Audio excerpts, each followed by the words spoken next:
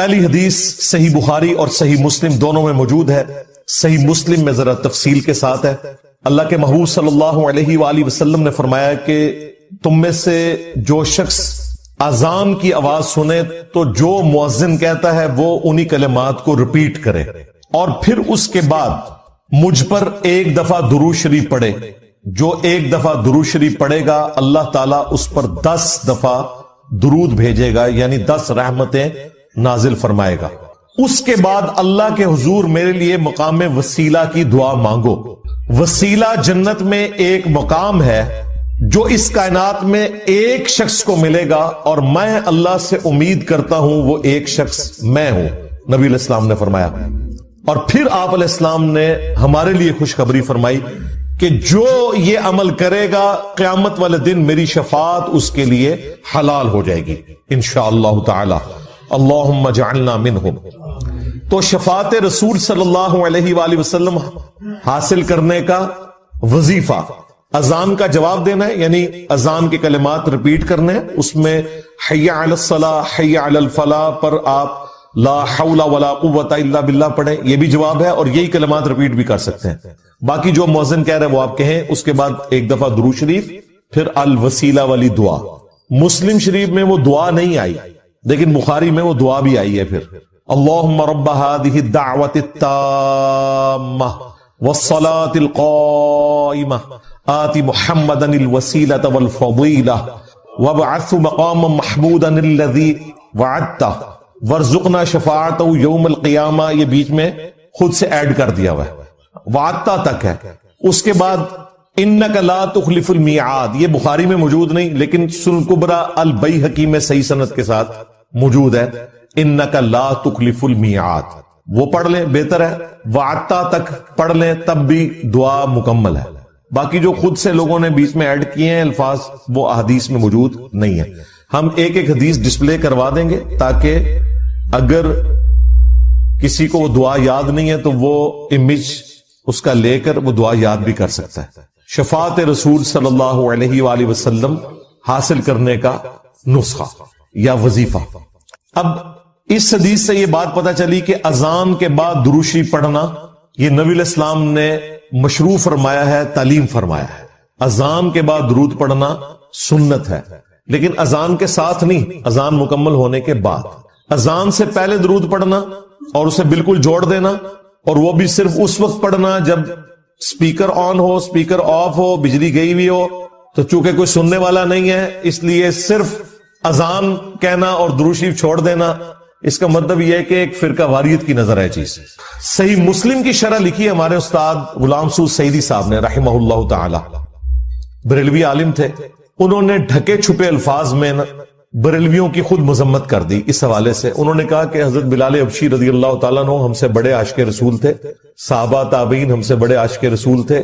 وہ جب اذان دیتے تھے تو اذان سے پہلے درود و سلام نہیں پڑھا کرتے تھے، لہٰذا بہتر یہی ہے کہ اسی طریقے سے اذان دی جائے. یہ مفتی منیب الرحمان جو مفتی اعظم ہے بریلویوں کے، ان کے مدرسے میں شیخ الحدیث تھے. میری ان سے تفصیلی ملاقات بھی ہوئی ہے 22 مارچ 2007 کو، بلکہ فجر کے فوراً بعد میری فلائٹ تھی تو میں رات کو پھر اسی مدرسے میں رکا تھا، آفس کے کام کے سلسلے میں گیا ہوا تھا. تو انہوں نے باقاعدہ شرح صحیح مسلم میں لکھا ہے کہ یہ اس طریقے سے اذان دے رہے ہیں اور اس کو عشق رسول بتا رہے ہیں، اور جو اذان نہیں دیتے انہیں وہ کہتے ہیں کوئی عشق سے محروم ہے. تو یہ بالکل غلط اپروچ ہے. البتہ اذان کے بعد درود شریف پڑھنا اور وہ بھی الوسیلہ والی دعا سے پہلے تاکہ نبی علیہ السلام کی شفاعت حاصل ہو، یہ سنت ہے. دوسری حدیث صحیح مسلم میں ہے کہ نبی علیہ السلام نے فرمایا جو مجھ پر ایک دفعہ درود پڑے گا اللہ تعالیٰ اس پر 10 دفعہ درود پڑے گا. یعنی جو میرے لیے ایک دفعہ دعائے رحمت کرے گا اللہ تعالیٰ اس پر 10 رحمتیں نازل فرمائے گا. تیسری حدیث سنن نسائی میں ہے. حضرت جبرائیل علیہ السلام رسول اللہ کی خدمت میں حاضر ہوئے اور کہا کہ آپ کا رب آپ سے فرماتا ہے کہ کیا آپ اس بات پر راضی نہیں ہیں کہ آپ کا جو بھی امتی آپ پر ایک دفعہ درود بھیجے اللہ تعالیٰ اس پر 10 دفعہ رحمت نازل فرمائے گا، اور جو ایک دفعہ سلام بھیجے گا اللہ تعالیٰ اس پر 10 دفعہ سلامتی نازل فرمائے گا. یہ وہ حدیث ہے جس میں درود اور سلام دونوں کا ذکر ہے. ورنہ اس سے اوپر جو 2 حدیثیں ڈسکس ہوئی ان میں صرف درود کا ذکر تھا. درود اور سلام انٹرچینجبل الفاظ ہیں، جس طرح اردو میں خوش و خرم، حسین و جمیل، اور قرآن میں تو صرف سلام آیا، سلام علی ابراہیم، سلام علی موسیٰ و ہارون، اور پھر اسے کنکلوڈ کیا سبحان ربک رب العزت عما یصفون وسلام علی المرسلین والحمد للہ رب العالمین. اور آیت درود میں بھی دیکھیں اللہ اور فرشتے درود بھیجتے ہیں، اس میں سلام کا ذکر نہیں. اے ایمان والو تم درود اور سلام بھیجو. تو کیا سلام کے بغیر جو اللہ اور فرشتے بھیج رہے ہیں وہ ناقص درود ہے؟ نہیں، درود اور سلام انٹرچینجبل الفاظ ہیں. اس میں پہلے بھی بول چکا کہ نبی علیہ السلام نے فرمایا جو ایک بار درود پڑھے گا، صرف درود کا ذکر ہے، اور یہ کہتے ہیں بغیر سلام کے پڑھا تو ناقص ہوگا. بالکل جھوٹ بولتے ہو تم، اللہ کے نبی پہ جھوٹ باندھتے ہو. اللہ تعالیٰ اس پہ 10 رحمتیں نازل فرمائے گا، 10 گناہ معاف کر دے گا، اور اس کے 10 درجات بلند فرمائے گا. 5ویں حدیث جامعہ ترمذی میں ہے.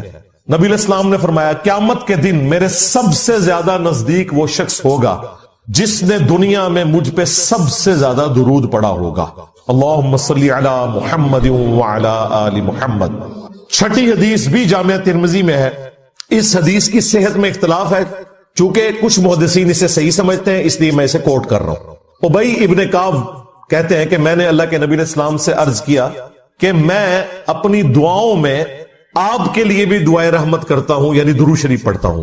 تو مجھے بتائیں میں اپنی دعاؤں کا کتنا حصہ آپ کے لیے دعا کیا کروں درود کی شکل میں، اور کتنا اللہ سے میں اپنے لیے دعا مانگوں؟ کیا میں اپنی دعاؤں کا 1/4 حصہ درود کے لیے مقرر کر لوں؟ نبی علیہ السلام نے فرمایا بہت اچھا ہے، لیکن اس سے بھی زیادہ کرو تو تمہارے لیے اور بہتر ہے. انہوں نے پھر عرض کیا یا رسول اللہ صلی اللہ علیہ وآلہ وسلم میں اپنی دعاؤں کا آدھا حصہ درود کے لیے کرتا ہوں اور آدھا باقی دعاؤں کے لیے. آپ نے فرمایا بہت اچھا ہے، اس سے بھی زیادہ کرو تو اور اچھا ہے. درود شریف کا جو سب سے پسندیدہ صیغہ ہے نا، وہ وہی ہے جو ہمارے درود ابراہیمی کا پہلا جز ہے، اللہم صلی علی محمد وعلی آل محمد. سنن نسائی میں حدیث ہے، انٹرنیشنل نمبر کے مطابق 1293 اور ایک نمبرنگ کے مطابق ہے 1292.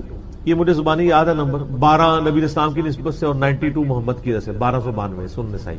زید ابن خارجہ سے نبی علیہ السلام نے فرمایا مجھ پہ درود پڑھنا لازم کر لو اور اپنی دعاؤں میں پڑھا کرو اللہم صلی علی محمد وعلی آل محمد. یہ سنی شیعہ دونوں کے ہاں پڑھا جاتا ہے.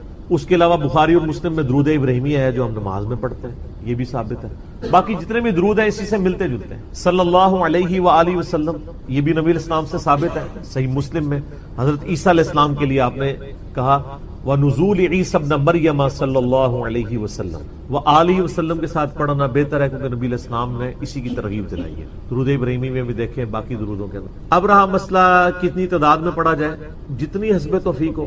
مجموع الزوائد میں ایک صحیح سند کے ساتھ حدیث موجود ہے سنن طبرانی کے ریفرنس سے کہ جو شخص صبح کے وقت 10 دفعہ درود شریف پڑھ لے اور 10 دفعہ شام کے وقت، قیامت والے دن اسے میری شفاعت نصیب. تو یہ بڑا آسان ہے، 10 دفعہ اللہم صلی علی محمد وعلی آل محمد پڑھنے میں کتنا ٹائم لگتا ہے. باقی اللہ تعالیٰ نے ڈیٹم لیول کے اوپر تو آپ پہ ویسے ہی یہ لازمی کر دیا ہے. نماز میں ہم درود شریف پڑھ ہی رہے ہوتے ہیں، ہر نماز میں پڑھ رہے ہوتے ہیں. درود شریف کے بغیر تمہاری نماز ہی مکمل نہیں ہوتی. اور ہماری نماز تو ہم تو دعائے قنوت کے بعد بھی درود شریف پڑھتے ہیں، صحیح سند سے ثابت ہے. نماز جنازہ میں بھی درود شریف پڑھتے ہیں، ہر جگہ درود شریف ہے. مسجد میں داخل ہوتے وقت درود شریف ہے، وہ حدیثیں موجود ہیں، وہ میں نے اس لیکچر میں ساری حدیثیں بتائی ہیں. ہر خطبے کے آغاز میں درود شریف ہے، جس مجلس میں نبی علیہ السلام کا ذکر ہو وہاں پہ درود شریف ہے. مولا علی علیہ السلام سے حدیث ہے جامعہ ترمذی میں صحیح سند کے ساتھ کہ نبی صلی اللہ علیہ وآلہ وسلم نے فرمایا وہ شخص کنجوس ہے جس کے سامنے میرا ذکر ہو اور مجھ پر درود نہ پڑھے، اللہم صلی علی محمد وعلی آل محمد. اور ترمذی میں ایک حدیث ہے وہ شخص تباہ و برباد ہو جائے جس کے سامنے میرا ذکر ہو اور مجھ پر درود شریف نہ پڑھے، اللہم صلی علی محمد وعلی آل محمد. اور اس کے علاوہ سنن طبرانی میں بھی ایک روایت ہے، اس روایت کی صحت پہ اختلاف ہے، لیکن چونکہ کچھ محدثین اسے صحیح سمجھتے ہیں اس لیے میں ضرور بیان کرتا ہوں کہ جو شخص روزانہ 100 دفعہ درود شریف پڑھ لے تو قیامت والے دن اللہ تعالیٰ اسے شہیدوں کے ساتھ اٹھائے گا اور اس کی دونوں آنکھوں کے درمیان لکھا ہوگا کہ یہ شخص منافقت اور دوزخ کی آگ سے بری ہے. 100 دفعہ درود شریف، میری تو کوشش ہوتی ہے کہ 100 دفعہ درود شریف روزانہ کم از کم ضرور پڑھا جائے. اگر کوئی روزانہ نہیں پڑھ سکتا 10 دفعہ تو پڑھ لیں. اور نبی علیہ السلام کے آپ اکثر وظائف دیکھیں گے وہ 100 دفعہ ہی ہیں، اکثر وظائف جو زیادہ تعلیم کیے گئے. جیسے بخاری مسلم میں حدیث ہے کہ جو شخص 100 دفعہ پڑھ لے سبحان اللہ و بحمدہ تو اس کے سارے گناہ معاف کر دیے جائیں گے، چاہے سمندر کی جھاگ کے برابر ہو. اور جو شخص صبح و شام 100 دفعہ یہی پڑھے تو قیامت دن اس سے بڑھ کے کوئی عمل نہیں لے کے آ سکتا سوائے اس کے کہ جو اس سے زیادہ وہ کلمات پڑھ لے. 100 کا دفعہ. پھر بخاری میں 70 دفعہ استغفار کا ذکر ہے. پھر تسبیح فاطمہ بھی جو ہے 100 دفعہ ہے. 33 دفعہ سبحان اللہ، 33 دفعہ الحمدللہ، 34 دفعہ اللہ اکبر، یا 33 دفعہ اللہ اکبر اور 100 کا عدد پورا کرنے کے لیے بخاری مسلم میں آتا ہے لا الہ الا اللہ وحدہ لا شریک لہ لہ الملک ولہ الحمد وہو علی کل شیء قدیر. تو یہ سارے 100 والے ہیں. زیادہ تو آپ جتنا مرضی پڑھیں. جامع ترمذی میں حدیث ہے قیامت والے دن میرے سب سے زیادہ نزدیک وہ شخص ہوگا جس نے دنیا میں مجھ پہ سب سے زیادہ درود شریف پڑھا ہوگا.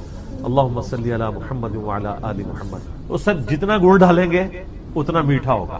درود شریف جتنا پڑھیں اتنا ہی کام ہے.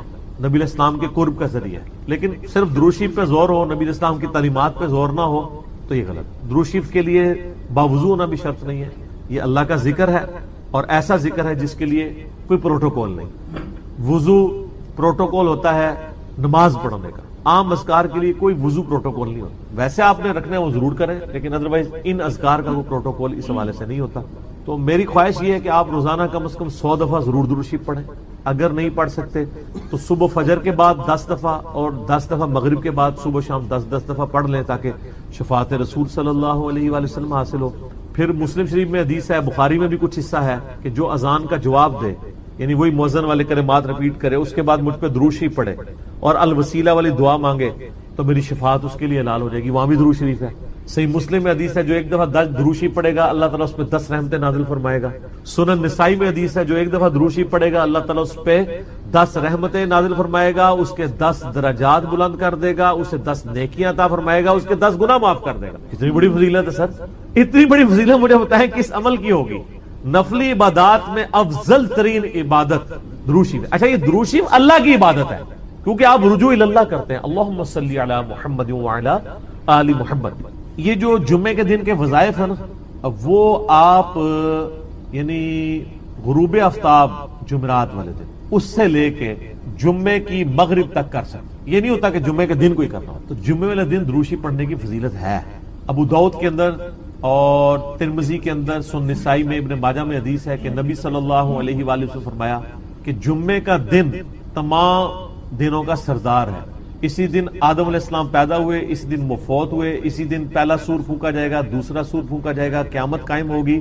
تم جمعے والے دن مجھ پہ کثرت سے درود پڑھو، تمہارا درود مجھ پر پیش کیا جائے گا. تو صحابہ کرام نے جرت کر کے پوچھا یا رسول اللہ صلی اللہ علیہ وسلم جب آپ مر جائیں گے اور آپ کی ہڈیاں مٹی میں مل جائیں گے. سر یہ صحابہ کے الفاظ ہیں جب تک 295C نہیں تھی مدینہ شریف. ورنہ آج کل تو کوئی سوال کر سکتا ہے؟ صحابہ پہ اللہ کی کروڑوں رحمتیں وہ سوال کیے تو ہمیں عقیدے پتہ چلے. تو نبی علیہ السلام نے فرمایا کہ ان اللہ حرم علی الارض ان تأکل اجساد الانبیاء. بے شک اللہ نے مٹی پہ حرام کر دیے کہ نبیوں کے جسموں کو کھائے. تو نبیوں کے جسم سلامت ہیں قبروں کے، ان پر درود شریف پیش ہو. تو جمعے والے دن درود شریف کی ایک خاص فضیلت ہے. جمعے والے دن ضرور 100 بار پڑھ لیا کریں. نبی علیہ السلام کی بارگاہ میں درود شریف پیش ہو رہا ہوتا ہے. وہ سنن نسائی میں حدیث ہے نا، زمین پہ کچھ فرشتے سیاحت کرتے ہیں، میرے امتیوں کا سلام مجھ تک پہنچاتے ہیں. اور میں نے دیکھا ہے کہ یہ حقیقت بات ہے. مسلمانوں کے جتنے مقادم فکر ہیں ان میں سے 2 مقادم فکر میں نے درود شریف کا بہت اہتمام دے. نبی علیہ السلام کا مبارک ذکر کرتے ہیں. پہلے نمبر پہ شیعہ حضرات کو کہ وہ درود شریف کا بہت اہتمام کرتے ہیں، اور دوسرے نمبر پہ اہل حدیث کے ہاں. آپ عرب میں چلے جائیں، آپ وہاں پہ عربی خطبے سنیں ان کے جمعوں کے. سر اگر ایک جملے میں 3 دفعہ آ رہا ہے نا تو وہ قال النبی صلی اللہ علیہ وآلہ وسلم پورا پڑھیں گے. یہاں ہمارے لوگ بیان کرتے پوری تقریر، میرے حضور گئے، حضور آئے، حضور نے کیا، درود شریف ایک دفعہ بھی نہیں پڑھتے کیونکہ ٹرینڈ میں نہیں. تو یہ ٹرینڈ سیٹ کرنا چاہیے. اور یہ بھی آپ کا کام ہے کہ جب کسی علماء سے آپ یہ سنیں کہ وہ بغیر درود شریف کے نبی صلی اللہ علیہ وآلہ وسلم کا ذکر کر رہا ہے تو آپ اسے بتائیں کہ یار چلو 4 دفعہ نام لیا ہے، 1 دفعہ تو درود شریف ساتھ پڑھتے ہیں. اور لیکن میں آپ کو بتاؤں بزرگوں کے جب نام لیں گے نا کبھی بغیر رحمت اللہ لے کے نہیں لیں گے. آپ یہ دیکھیں کہ کبھی کوئی کہہ دے کہ شیخ عبد القادر جیلانی نے فرمایا، ہمیشہ کہیں گے رحمت اللہ علیہ. تو پھر سر ہم کیوں نہ کہیں کہ آپ بابوں کو نبی علیہ السلام سے اوپر سمجھتے ہیں. بغیر رحمت اللہ علیہ کا کبھی بھی یہ ذکر نہیں کریں گے اپنے بابوں کا، لیکن نبی صلی اللہ علیہ وآلہ وسلم کا ذکر کر دیں. تو درود شریف کا اہتمام کرنا چاہیے. نبی صلی اللہ علیہ وآلہ وسلم نے اس کی ترغیب دلائی ہے. یہاں پہ میں ایک مسئلہ عرض کر دوں، جو درود شریف کے دشمن ہے نا، اہل بیت کے دشمن، اب وہ اکثر اس چیز کو اٹھاتے ہیں، وہ کہتے ہیں جی یہ جو درود شریف میں ذکر ہے نا اللہم صلی علی محمد وعلی آل محمد، یہاں آل محمد سے مراد نبی علیہ السلام کے اہل بیت نہیں ہے صرف، بلکہ پوری امت ہے، کیونکہ قرآن میں تو آل فرعون کہا گیا ہے فرعونیوں کو، آل موسیٰ، تو یہ بھی آل محمد سے مراد ہے محمد والے نہ۔ یہ کہانیاں اس وقت تک تھی جب تک کہ انجینئر صاحب کی ویڈیوز بخاری مسلم کی روشنی میں سامنے نہیں آئی تھی۔ صحیح بخاری میں یہ الفاظ ہیں کہ صحابہ کرام نے کہا اے اللہ کے محبوب صلی اللہ علیہ وآلہ وسلم، ہم نے سلام تو آپ پہ عرض کرنا سیکھ لیا ہے، السلام علیکہ ایھا النبی ورحمۃ اللہ وبرکاتہ، نماز میں آپ ہمیں یہ بتائیے کہ ہم آپ اور آپ کے اہل بیت پر درود کیسے پڑھیں، آپ اور آپ کی آل پہ نہیں، اہل بیت۔ تو کوئی نبی علیہ السلام کا امتی جو غیر سید ہے اور وہ کہہ سکتا ہے میں اہل بیت ہوں، تو اہل بیت کے اگینسٹ آل محمد آپ نے تعلیم دی۔ درود شریف میں آل محمد سے مراد اہل بیت، نبی علیہ السلام کی جو اولاد ہے، یعنی آل علی، آل عقیل، آل عباس، آل جعفر، جو صحیح مسلم میں غدیر خون کی حدیث کے اندر موجود ہے۔ تو یہ یہاں آل محمد سے مراد اہل البیت ہیں نبی علیہ السلام کی۔ باقی ان پہ درود پڑھیں گے تو ہم پہ تو ویسے ہی رحمتیں نازل ہو جانی ہیں، ان کے صدقے ہم تک بھی پہنچ جائیں گی اس حوالے سے۔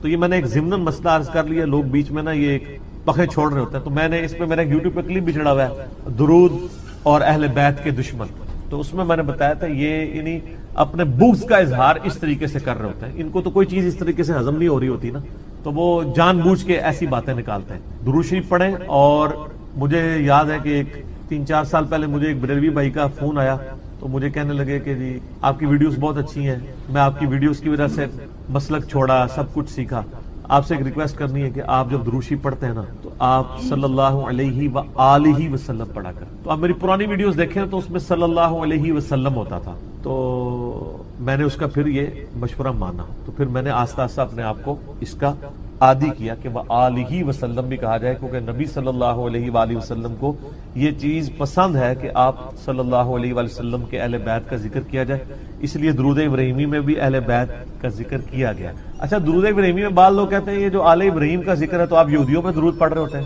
نہیں سر، یہودیوں میں کہاں درود ہے؟ اس میں ہے کہ اے اللہ درود بھیج محمد صلی اللہ علیہ وآلہ وسلم اور ان کی آل یعنی اہل بیت کے اوپر جیسا کہ تو نے رحمت بھیجی تھی۔ مثال ہے، اب والے یہودی تو ہے ضربت علیہم الذلہ والمسکنہ، یہ تو مغضوب علیہم ہے، یعنی مراد وہ جو اہل توحید تھے بنی اسرائیل میں سے۔ کون؟ حضرت موسیٰ علیہ السلام، عیسیٰ علیہ السلام، یعقوب علیہ السلام، یوسف علیہ السلام، جن پہ اولاد ابراہیم تو یہ ہے نا، وہ تو اولاد ابراہیم نہیں ہے نا جس نے ابراہیم والے کام ہی چھوڑ دیے۔ وہ تو قرآن میں آیا کہ حضرت نوح علیہ السلام نے کہا یا اللہ یہ میرا بیٹا ہے، اللہ فرمایا اس کے تو اعمال ہی کافر والے، تیرا بیٹا ہی نہیں، بیگوٹن سن تھا۔ تعلیمات پہ عمل نہ کرنے کی وجہ سے اللہ تعالیٰ نے بیگوٹن سن ہونا، سلبی بیٹا ہونے کا بھی انکار کر دیا۔ تو یہاں میں سیدوں سے بھی ریکویسٹ کروں گا کہ مہربانی کریں امت کے اوپر، اگر نوح علیہ السلام کا بیٹا ان کے طریقے پہ نہ چلے تو وہ ان کی آل سے فارغ ہے، اور آپ لوگ جو ہے وہ چرچ کے اڈے چلا رہے ہوں، شراب کے ڈیرے چلا رہے ہوں۔ مجھے اگلے دن ایک بھائی کی کال آئی ہمارے ادھر ہی جرمنی سے، وہ خود شیعہ تھے اور وہ رونا رو رہے تھے کہ یار اس وقت اہل بیت کے خلاف ایک پوری مہم کھڑی کی گئی، آپ کو پتہ ہے نا یہاں پہ امیر شام کے نام کے نعرے بھی لگوائے گئے۔ تو میں نے کہا جی ہم نے تو کاؤنٹر نیریٹو کھڑا کر دیا اس کے اوپر۔ تو بتانے لگے ایک کسی شیعہ ذاکر پورے اس ایک کمیونٹی کے بارے میں، وہ کہتے ہیں ہم ان کو ملینز آف روپیز سالانہ دیتے تھے، لیکن بعد میں پتہ چلا کہ وہ تو شرابیں پیتے ہیں اور عیاشیاں کرتے ہیں۔ وہ کہتے ہیں یہ اہل بیت کے نام کے اوپر جب اہل بیت کے دفاع کی باری آئی ہے تو یہ خود کون سے کرتوت کر رہے ہیں۔ اب الحمدللہ اہل تشیع کے اندر بھی اویئرنس آ رہی ہے، جیسا کہ بریلویوں کے اندر اویئرنس آئی کہ پیروں فقیروں نے ہمیں دھوکے میں رکھا ہوا ہے، یہ ہمارے نذرانوں سے یاشیاں کر رہے ہیں۔ یہی آپ کو یاشیاں شیعہ کے ہاں ذاکرین میں بھی نظر آئیں گے، وہ سارے وہ والے کام کر رہے ہوں گے، اچھے لوگ بھی ہیں لیکن برے لوگ بھی بیچ میں۔ تو ایسے لوگوں کو ممبروں پہ نہ آنے دیں، ان لوگوں کا خرچہ نہ اٹھائیں، اور یہ جو سید کے نام کے اوپر عزتیں ویل کر رہے ہیں نا، اس صورت میں کریں جب واقعی ان کے کام بھی ہوئی ہو۔ اگر کام ان کے نبی علیہ السلام کے دشمنوں والے ہیں تو ہم ان کی رسپیکٹ۔ میرا اپنا میکینیکل انجینئرنگ کی یعنی کلاس فیلو تھا یونیورسٹی میں، قادیانی تھا اور سید تھا، اس کے نام کے اندر تھا، میں اب نام نہیں اس کا لیتا، وہ ایک بالکل پرسنل بات ہو رہی، تو اس کا سید فلاں شاہ پورا نام تھا، کتنا سے تو میں پتہ ہی نہیں چلا، تو بعد میں قادیانی تھا۔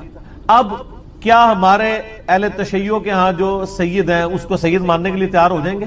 نسل تو ہے نا، جینز تو ہے نا، وہ کہیں گے نہیں تعلیمات چھوڑ دیں۔ تو تو سر آپ تعلیمات چھوڑ دیں اور آپ ہمیں کہیں کہ آپ امتی ہو. سر ہم امتی سیدوں کے نہیں ہیں امتی تو نبی علیہ السلام کے لیے.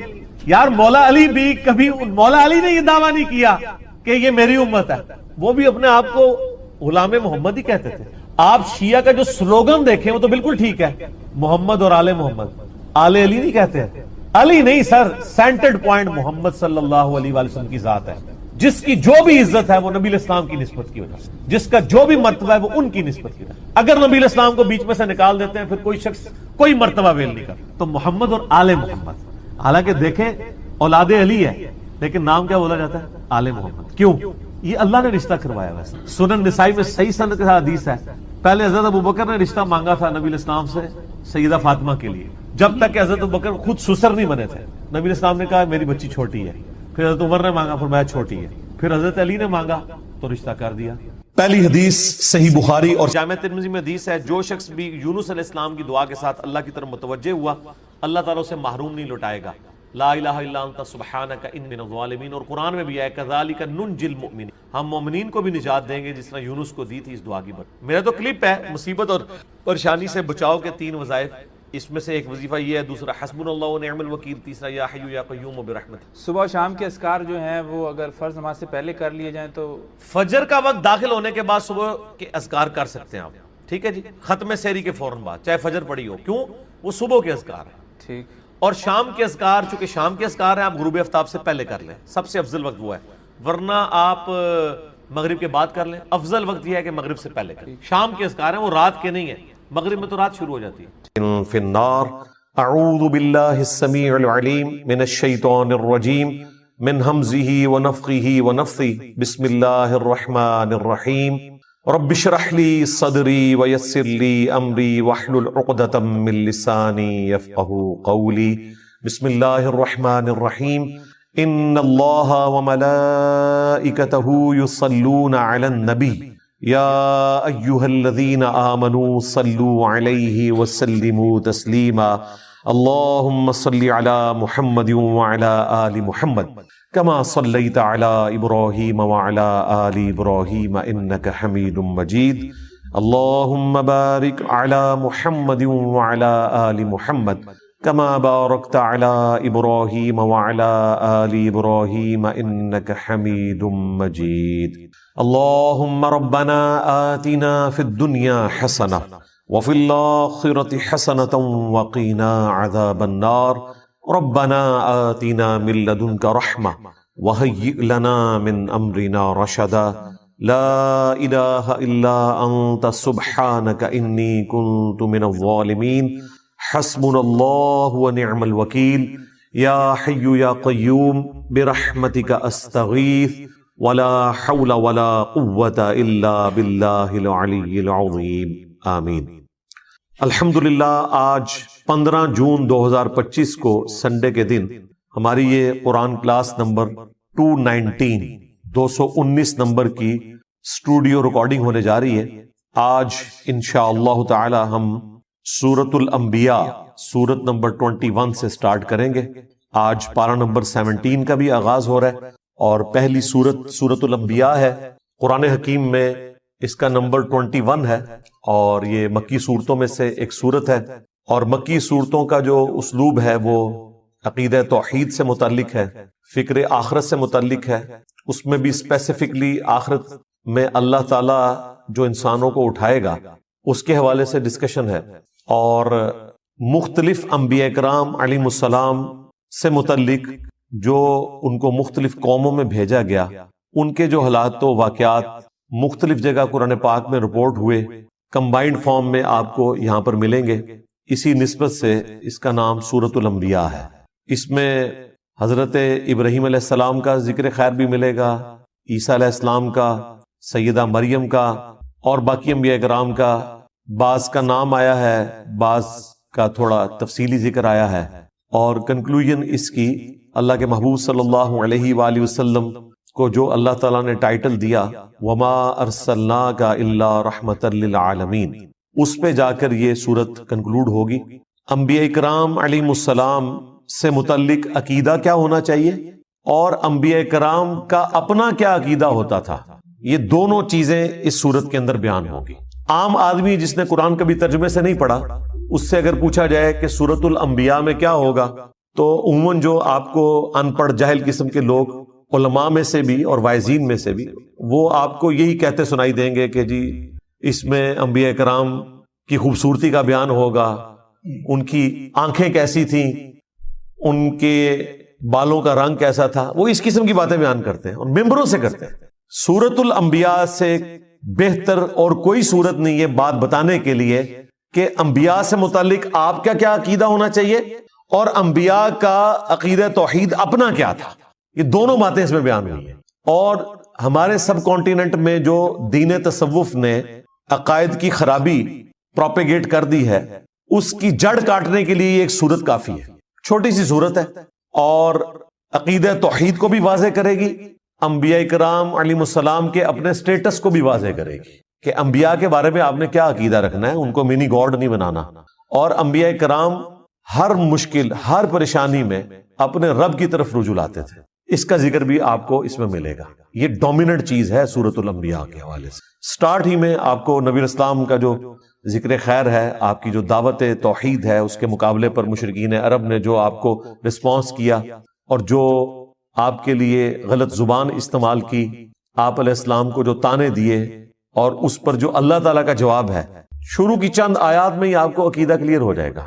اس عقیدے کا کوئی لینا دینا نہیں ہے دین تصوف میں پھیلائے گئے عقیدوں سے، جن میں پیغمبر منی گاڈ ہوتا ہے، کوئی بزرگ بابا جو ہے وہ منی رسول ہوتا ہے، اور ان کے علماء جو ہیں وہ منی صحابی ہوتے ہیں.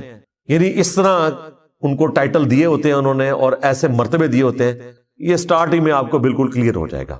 اعوذ باللہ من الشیطان الرجیم، بسم اللہ الرحمن الرحیم. اقترب للناس حسابهم، قریب آ گیا ہے لوگوں کے حساب کا وقت. وہم فی غفلۃ معرضون، لیکن ان کا حال یہ ہے کہ وہ غفلت میں منہ پھیرے ہوئے ہیں. ایبسولوٹلی اس آیت کو دیکھا جائے تو پوری انسانیت کے لیے جیسے انسان نے مرنا ہے، آخرت کی زندگی شروع ہو جانی ہے، اس کا حساب بالکل اس کے قریب ہے، لیکن انسان غفلت کی زندگی گزار رہا ہے. اور اگر آپ اسے ریلیٹیولی دیکھیں آنے والے ٹاپک کے ساتھ، تو یہ مشرکین عرب سے متعلق ہے کہ اللہ تعالیٰ نے ان کے لیے فیصلہ فرما لیا ہے کہ ان پر عذاب استیصال آئے گا، غزوہ بدر کی شکل میں، اس کے بعد غزوہ احد کی شکل میں، خندق کی شکل میں. کئی لوگوں کو اس سے پہلی توبہ کی توفیق مل جائے گی، کئی کو نہیں ملے گی. ان کے حساب کا وقت اب قریب آ چکا ہے، لیکن یہ غفلت میں منہ پھیرے ہوئے ہیں. ما یأتیہم من ذکر من ربہم محدث، ان کے رب کی طرف سے کوئی بھی نئی نصیحت نہیں آتی مگر اس حال میں الا استمعوہ وہم یلعبون، کہ وہ اسے سنتے تو ہیں مگر کھیل کود میں مگن ہوتے ہوئے، کیجول لیتے. سورۃ الفرقان میں ہے نا کہ اللہ کے نیک بندوں کی نشانی یہ ہے کہ وہ اندھے اور بہرے بن کر اللہ کی آیات پر نہیں گرتے، غور و تفکر کرتے ہیں. اللہ تعالیٰ کی طرف سے پیغام آیا، اسے سیریس لینے کی ضرورت ہے. بجائے اس کے کہ اسے سیریس لیں، وہ کہتے تھے یہ اگلے لوگوں کی کہانی ہے، اور پہلے بھی ہم نے اتنی باتیں سنی، کوئی عذاب نہیں آیا. اگر یہ نبی واقعی سچا ہے اور یہ کہتا ہے کہ مرنے کے بعد زندہ کیا جائے گا، تو بڑا آسان سا ٹیسٹ ہے، ہمارے ماں باپ کو زندہ کر دے، ہمارے سامنے لے آئے، ہم اس پہ ایمان لے آئیں گے. تو بھائی اگر یہ سب کچھ ہو جائے تو پھر آپ کون سا ایمان لے کر آئے؟ ایمان کا تو مطلب ہی ہے غیب میں دیکھ کر ماننا. ان الذین یخشون ربہم بالغیب لہم مغفرۃ واجر کبیر، جو اپنے رب سے بغیر دیکھے ڈرتے ہیں ان کے لیے مغفرت اور بڑا اجر ہے. دیکھ کر تو سب نے مان لینا ہے. تو اللہ تعالیٰ فرما رہا ہے ان کے پاس کوئی بھی نصیحت آتی ہے، قرآن کی کوئی بھی صورت نازل ہوتی ہے، آیات نازل ہوتی ہیں، تو وہ اسے کیجول لیتے ہیں، اس حال میں سنتے ہیں کہ وہ کھیل میں مگن ہے. آج مسلمانوں کا بھی یہی حال ہے. مسلمان تو خیر اس سے بھی پیچھے چلے گئے، وہ کم از کم سن لیتے تھے، یہ تو سننے سے بھی قاصر ہے. عربی آتی نہیں ہے، ترجمہ سنتے نہیں ہیں. لاہیۃ قلوبہم، ان کے دل غافل ہو چکے ہیں. وَأَسَرُّ النَّجْوَى، اور یہ آپس میں سرگوشیاں کرتے ہیں. الذین ظلموا، جو کہ ظالم لوگ ہیں، اور کہتے کیا ہیں؟ هل هذا الا بشر مثلکم، یہ تو نہیں مگر تمہارے جیسا ہی ایک انسان. یعنی نبی اسلام کے بارے میں وہ کہتے ہیں یہ تمہارے جیسے ہی ایک انسان ہے، اس نے جو دعوی پیغمبری کیا ہے اس میں اور ہم میں کوئی فرق نہیں. نعوذ باللہ. افتأتون السحر وانتم تبصرون، کیا تم پیروی کرو گے اس جادو کی جس کو تم اپنی آنکھوں سے دیکھ رہے ہو کہ یہ جادو کر رہا ہے، اس میں کوئی حقیقت نہیں ہے، تو آنکھوں سے دیکھنے کے باوجود تم اس سحر کی پیروی کرنا شروع کر دو گے، وَلِعَوْذُ بِاللَّهِ تَعَالَى۔ یہ نبی الاسلام کے لیے وہ غلط کلمات استعمال کرتے تھے، اس کے بعد بھی کافی ساری چیزیں آئیں گی، لیکن اس میں غور طرف بات یہ ہے کہ ان کی بات سچ ہے لیکن اس کا اینگل انہوں نے غلط دیا ہوا ہے۔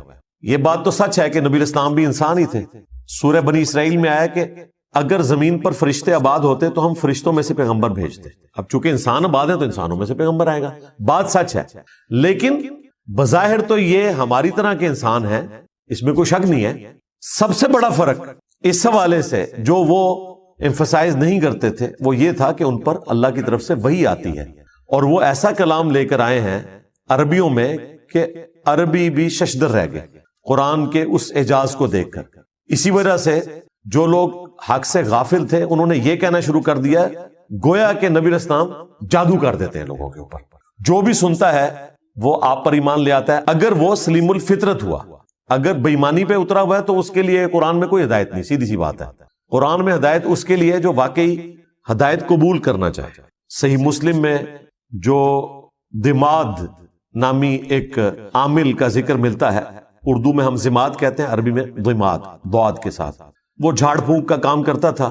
صحیح مسلم شریف میں آتا ہے کہ وہ جب مکے میں آیا تو کچھ لوگوں نے اس سے کہا کہ اس طرح ہمارے ایک بڑے ڈائنامک انسان تھے، بڑی اچھی پرسنالٹی محمد صلی اللہ علیہ وآلہ وسلم کی، اور کچھ عرصے سے انہوں نے یہ باتیں کرنا شروع کر دی ہیں، ہمیں لگتا ہے کہ وہ غار ہرا میں جو گئے تھے وہاں پر ان کے اوپر کوئی آسیب کا سایہ ہو گیا، تو تم علاج کرنا جانتے ہو تو تم ان کا علاج کرو، کوئی جادو ہو گیا ان کے اوپر یا آسیب آ گیا۔ صحیح مسلم کے الفاظ ہیں کہ وہ نبی الاسلام کے پاس آیا تو اس نے کہا کہ اے محمد اگر آپ چاہیں تو میں آپ کا علاج کر سکتا ہوں، آپ بتائیں کہ آپ کیا دعوت رکھتے ہیں، میں آپ کی بات سننا چاہتا ہوں تاکہ میں جج کروں۔ تو نبی الاسلام نے ابھی قرآن تلاوت نہیں کیا، آپ نے صرف خطبے کے سٹارٹ کے الفاظ اس کے سامنے تلاوت کیے، ان الحمد للہ نحمده ونستعینه ونستغفره ونعوذ باللہ من شرور انفسنا ومن سیئات اعمالنا۔ یہ خطبہ جو میں سٹارٹ میں پڑھتا ہوں، اس نے کہا کہ ایک دفعہ مجھے دوبارہ سنائیں، دوبارہ سنا تو اس نے کہا میں گواہی دیتا ہوں کہ آپ اللہ کے رسول ہیں۔ یہ کلام ایسا کلام ہے ہی نہیں ہے، ابھی قرآن نہیں پڑھا تھا، صرف خطبے کے الفاظ، اور ظاہر اس میں تو دعوت تھی نا، آپ نے گاڈ اورینٹڈ ہونا ہے۔ ساحروں کی گفتگو اس قسم کی تو نہیں ہوتی، شاعروں کی گفتگو اس قسم کی تو نہیں ہوتی، وہ تو خوابوں کی دنیا میں رہتے ہیں، وہ تو عشق مجازی کا شکار ہوئے رہتے ہیں، یہ تو گاڈ اورینٹڈ چیز، اور وہ بھی اتنی پرفیکشن کے ساتھ، وہ ایمان لے آیا۔ اب اس فیلڈ کے ایکسپرٹ نے اسلام قبول کر لیا، ہونا تو چاہیے تھا جن لوگوں نے بھیجا تھا وہ سارے بھی مسلمان ہوتے، کیونکہ جس بندے کے اوپر ان کا تکیہ تھا وہ ایمان لے آیا، لیکن وہی ہوا جس طرح جادوگر ایمان لے آئے، فرعون نہیں ایمان لے کر آیا، حالانکہ فرعون کو ایمان لانا چاہیے تھا کہ اس کے اپنے جادوگر مان گئے کہ یہ جادو نہیں ہے۔ یہاں پر بھی کافروں کو مان لینا چاہیے تھا کہ زماد نے جب یہ بات کہہ دی تو پھر یقیناً نبی علیہ السلام ایک غیر معمولی انسان ہے، لیکن چونکہ وہ حق قبول نہیں کرنا چاہتے تھے، اللہ تعالیٰ نے ان کو ہدایت نہیں دی، تو پھر ان کے پاس بہانہ یہ ہوتا تھا کہ یہ جادو ہے، اگلے لوگوں کی کہانیاں ہیں۔ اب اس کے جواب میں نبی علیہ السلام نے اللہ کے حضور عرض کی، قال ربی یعلم القول فی السماء والارض۔ نبی علیہ السلام نے کہا کہ میرا رب خوب جانتا ہے جو بات کہی جاتی ہے آسمان میں اور زمین میں، وہو السمیع العلیم، اور وہی سننے والا ہے، سب کچھ جاننے والا ہے۔ یعنی نبی علیہ السلام نے اپنے غم کی فریاد اپنے رب کے حضور رکھی، اور مشرکین عرب سے کہا کہ یہ جو کچھ تم باتیں کر رہے ہو نا میرے بارے میں، میرا رب خوب جانتا ہے، اسے تو پتا ہے کہ میں اللہ کا پیغمبر ہوں، ہر چیز سے وہ واقف ہے۔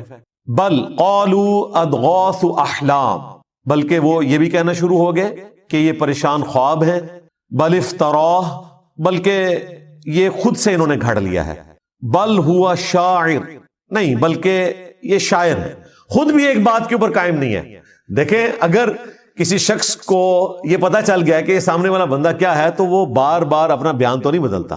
تم نے ساحر کہا، چیپٹر کلوز کرو، نہیں تسلی نہیں ہوئی کیونکہ جھوٹ کہا ہوا تھا نا۔ کسی کو یہ لولی پاپ دے دیا کہ ان کو خواب آتے رہتے ہیں، وہ یہ بیان کرتے ہیں۔ بعض جگہ پہ آیا کہ یہ اساطیر الاولین ہے، اگلے لوگوں کی کہانیاں بیان کرتے ہیں۔ اچھا، بعض لوگوں کو انہوں نے کہا کہ انہوں نے اللہ پر جھوٹ باندھ دیا، اور بعض کو کہا کہ یہ شاعر ہے۔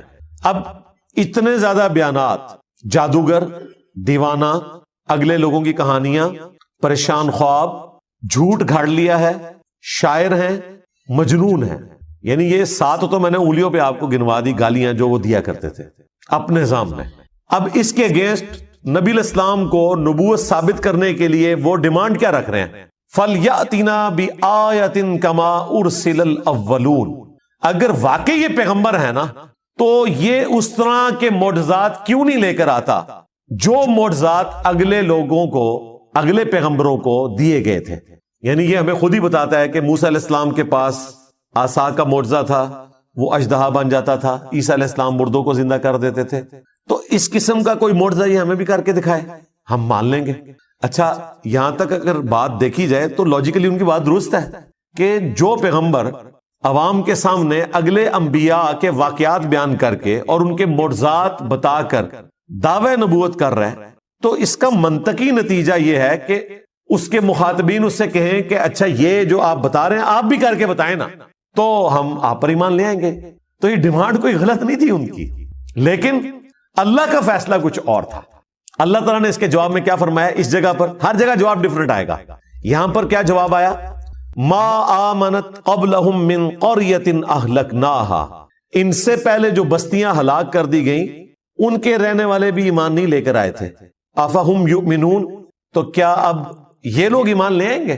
یعنی اللہ تعالیٰ نے اپنا ایک رول بتا دیا کہ اگلے انبیاء کے ماننے والوں کی ڈیمانڈ کے اوپر ہم نے منہ مانگے معجزات دکھائے، تو اس کا اینڈ رزلٹ یہی نکلا کہ ایمان وہ نہیں لے کر آئے۔ تو ان کے ساتھ بھی یہی ہونا ہے، اگر ہم نے ان کا منہ مانگا معجزہ دکھا دیا تو یہ ایمان نہیں لائیں گے۔ لیکن اس کے بعد رزلٹ کیا نکلے گا؟ وہ سورہ بنی اسرائیل میں اللہ تعالیٰ نے جب 9 معجزات کا ذکر کیا جو نبی الاسلام سے وہ ڈیمانڈ کرتے تھے، انہوں نے ایک پوری لسٹ ان کو پیش کی تھی کہ آپ آسمان پر چڑھ کر بتائیں، ہمارے سامنے چڑھیں اور ہمارے سامنے آپ کتاب لے کر اتریں، ہم مان لیں گے۔ آپ کا کوئی باغ ہو جس میں آپ نہریں رواں کر دیں، آپ کا سونے کا کوئی گھر ہو، اس قسم کی وہ ڈیمانڈ کرتے تھے۔ اس کے جواب میں اللہ تعالیٰ نے فرمایا کہ تم فرماؤ کہ میں بشر ہوں، رسول ہوں، میرا کام دعوت حق پیش کرنا ہے، یہ معجزات اللہ کے پاس ہے۔ اور پھر کئی جگہ پر قرآن پاک میں اس بات کا جواب اللہ تعالیٰ نے اس طریقے سے دیا کہ اگر ہم ان کو منہ مانگا معجزہ دکھا دیں گے پھر ان کے لیے وقت مقرر کر دیا جائے گا، پھر یہ توبہ نہیں کر سکتے، اگر ایمان نہیں لائیں گے تو ہلاک کر دیے جائیں گے، جس طرح کے اگلے لوگ ہلاک کر دیے گئے۔ سورۃ المائدہ کے اینڈ میں بھی آتا ہے نا، جب عیسیٰ علیہ السلام کے ماننے والوں نے کہا نا کہ آپ آسمان سے ہمارے لیے کھانا نازل ہونے کی دعا کریں، تو عیسیٰ علیہ السلام نے کیا کہا تھا کہ اگر تمہیں یہ منہ مانگا معجزہ دکھایا گیا اور یہ کھانا نازل ہوا اور پھر جس نے انکار کیا پھر اللہ تعالیٰ کی طرف سے عذاب آئے گا۔ یہ اللہ تعالیٰ نے فرمایا کہ میری طرف سے اعلان ہے، ان کو سنا دو۔ تو یہ اللہ تعالیٰ کا قانون ہے کہ جب منہ مانگا معجزہ پورا کیا جائے، اس پر انکار آئے تو پھر اللہ تعالیٰ اس قوم کو ہلاک کر دیتا ہے۔ لہٰذا یہ اللہ تعالیٰ کی رحمت ہے کہ منہ مانگا معجزہ نہ دکھایا جائے۔ رہا یہ وسوسہ آنا کہ ہو سکتا ہے کہ وہ ایمان لے آئیں، تو بھائی پورا ٹریک ریکارڈ ہے، لوگ ایمان نہیں لے کر آئے۔ سورۃ الانعام میں، سورہ الحجر میں اللہ تعالیٰ نے فرمایا کہ اگر ہم ان کی آنکھوں کے سامنے آسمان سے قرآن کو نازل کرتے تختیوں کے اوپر اور یہ نازل ہوتا ہوا دیکھ لیتے اور اس لکھی ہوئی کتاب کو اپنے ہاتھوں سے چھو بھی لیتے، تب بھی انہوں نے یہ کہنا تھا کہ ہماری آنکھوں پر جادو کر دیا گیا، یعنی دل بے ایمان تھے اجتا ڈھیر۔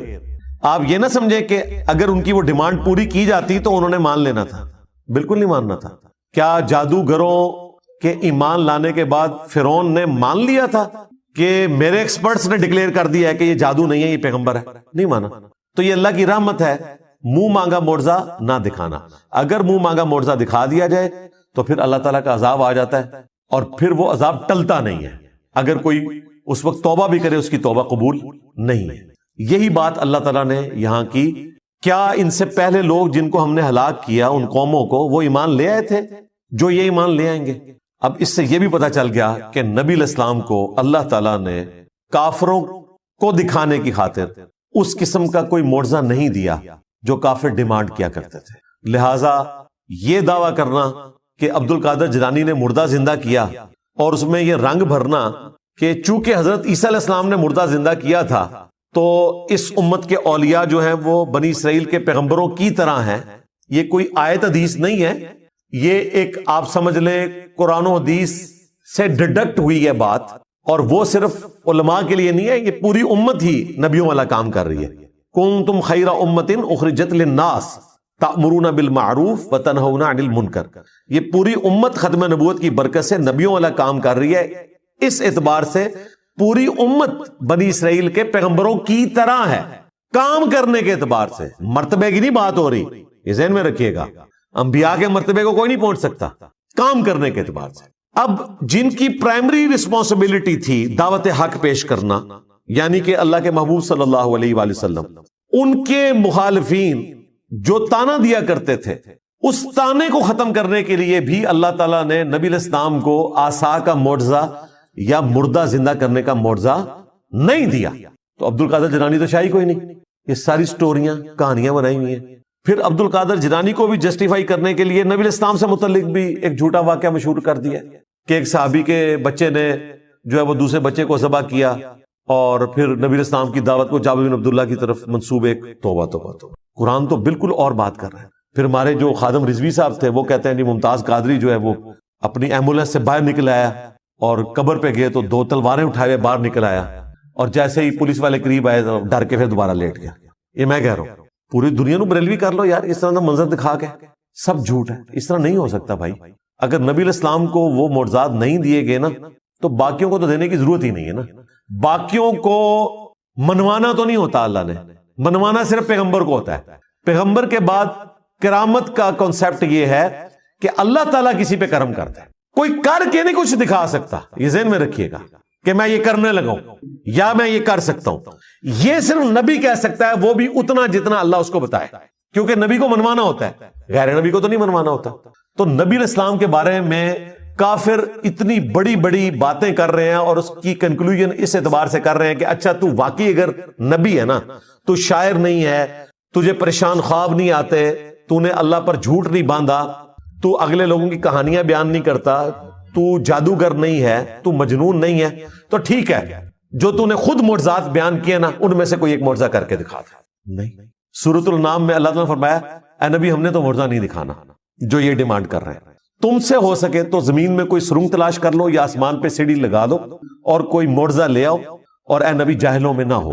اتنے سخت الفاظ.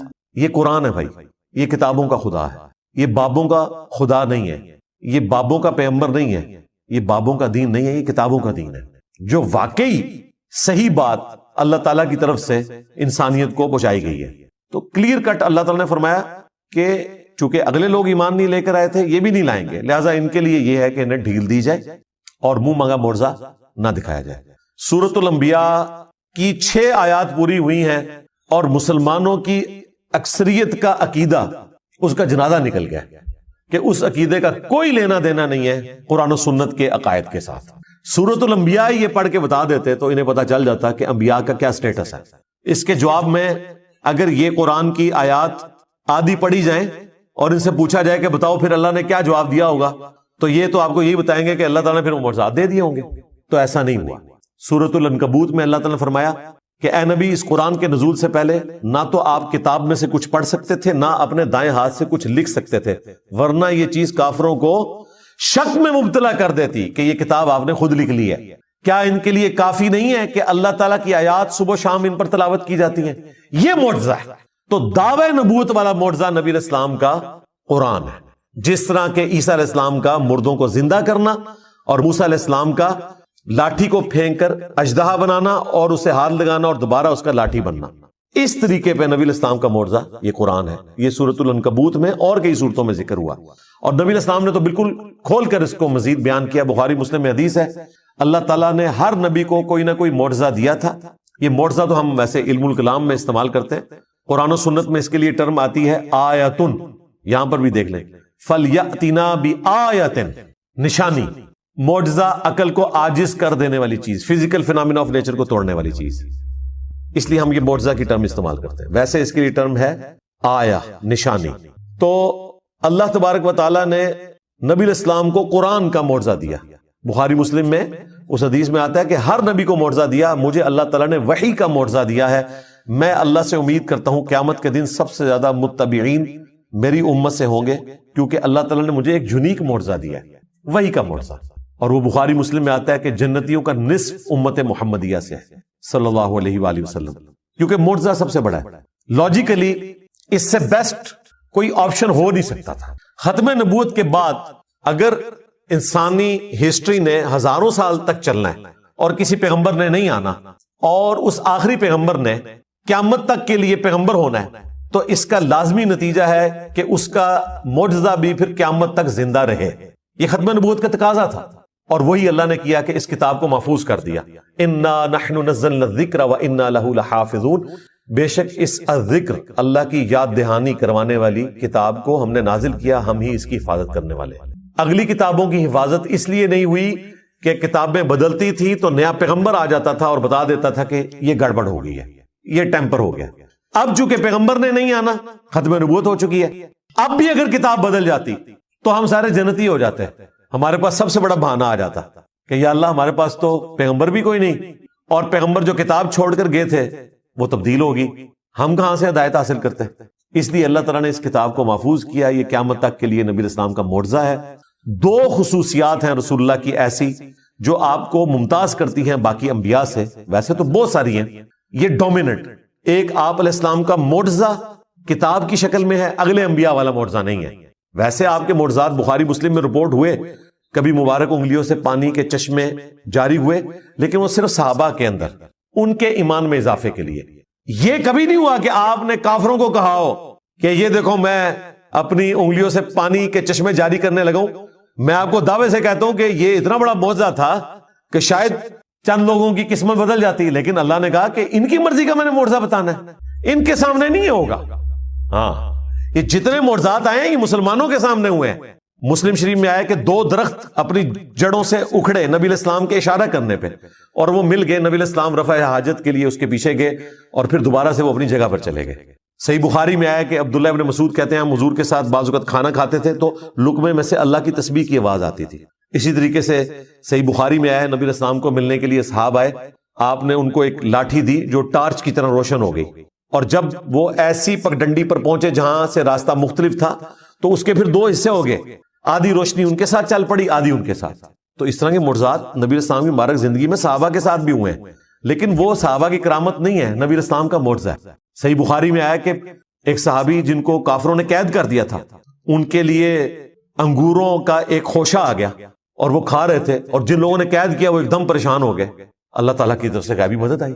صحیح بخاری میں آتا ہے ایک صحابی کو جب بے دردی سے شہید کیا گیا، ان کی لاش کی حفاظت کے لیے بہت زیادہ بھیڑیں آ گئیں، مکھیاں، شاید کی مکھیاں یا دوسری، اور ان کی لاش کی بے حرمتی نہیں ہونے دی. دوسری طرف حضرت حمزہ کی لاش کی بے حرمتی ہوگی. تو اللہ تعالیٰ جب چاہتا ہے اس طرح کی چیزیں دکھاتا ہے. نبی علیہ السلام کی مبارک زندگی میں جو صحابہ کرام کے ساتھ اس قسم کے واقعات ہیں نا، وہ نبی علیہ السلام کے معجزات ہیں. آپ کے دنیا سے جانے کے بعد صرف معجزہ یا کرامت یہ ہے کہ کوئی شخص دعا کرے اور اللہ تعالیٰ اس کی دعا قبول کر لے، اور وہ بھی فزیکل فینومینا کے اندر.